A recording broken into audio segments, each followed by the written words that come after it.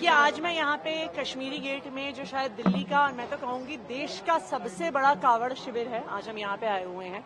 यहाँ पे तकरीबन 20,000 के करीब जो कावड़िए होते हैं वो यहाँ पे आते हैं और आप देख सकते हैं यहाँ पर कि कितना बढ़िया इंतज़ाम किया गया है। पूरा एक वाटर प्रूफ टेंट का अरेंजमेंट किया गया है क्योंकि सावन के महीने में ही कावड़िए आते हैं तो बारिश की अच्छी संभावना रहती है।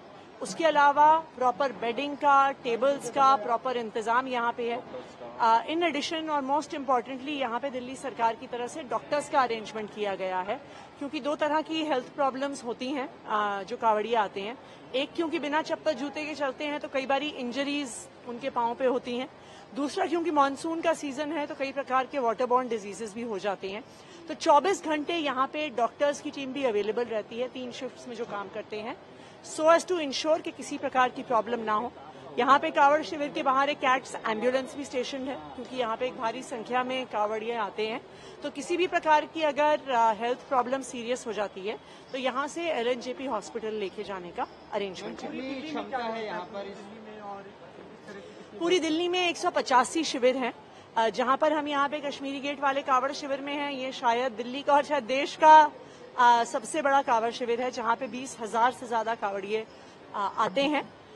185 टोटल कावड़ शिविर पूरी दिल्ली भर में लगे हैं, अभी अंडर प्रोसेस हैं। अभी दिल्ली में एक्चुअली कावड़िए थोड़े से लेटर स्टेज पे आते हैं तो आप मान लीजिए कि 24, 25, 26 के आसपास से सारे कावड़ शिविरों का उद्घाटन होगा और उसके बाद से ज्यादा बड़ी संख्या में कावड़िए यहाँ पे आएंगे। देश का सबसे बड़ा कावड़ शिविर है, किस मायनों में सबसे बड़ा, मतलब इसकी क्षमता कितनी है, कितने लोग एक वक्त में आ सकते हैं, कितने सो सकते हैं, थोड़ा इसको विस्तार। यहाँ पे तकरीबन 20,000 के करीब कावड़िए आते हैं और शायद 8 से 10,000 व्यक्ति एक समय पर यहाँ पर रुक सकते हैं।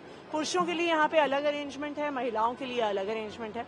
पूरा पानी का इंतजाम, टॉयलेट का इंतजाम, टेंट का इंतजाम, डॉक्टर्स का इंतजाम किया जा चुका है और जो यहाँ पे समिति है उनके माध्यम से पूरा खाने पीने का अरेंजमेंट किया जा रहा है। जो आपने देखा से आप उसको देख रही हैं, अभी हालांकि सुप्रीम कोर्ट से रोक है लेकिन सुनवाई होगी इस पर आगे।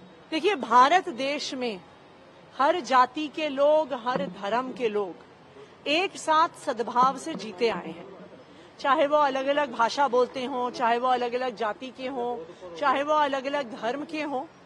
लेकिन जहां पर भक्ति की बात आती है, जहां पे त्योहारों की बात होती है तो सभी धर्म, सभी जाति, सभी भाषाएं बोलने वाले लोग मिलकर भक्ति में धर्म के साथ खड़े रहते हैं।